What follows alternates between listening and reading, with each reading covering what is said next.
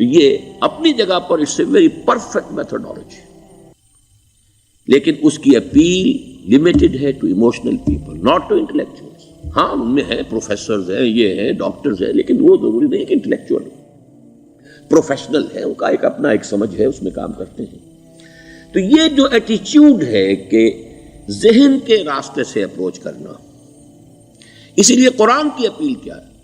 افلا تعقلون، افلا یعقلون، افلا تذکرون، ساری باتیں عقل سے کہا۔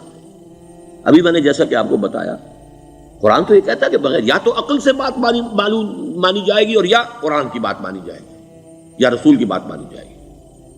العلم علمان ولا تخف ما ليس لك به علم ان السمع والبصر والفؤاد كل اولئك كان عنه مسؤولا۔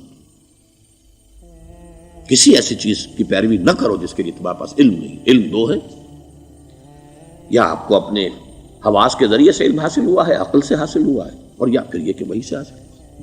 تو یہ ہے اصل میں کسی بھی انقلابی تحریک کے لیے جو پہلا نیوکلیس بنتا ہے وہ انٹلیکچوئلز کا ہوتا ہے، پھر یہ کہ وہ چیز جو ہے عام لوگوں کے اندر بھی نیچے اترتی ہے۔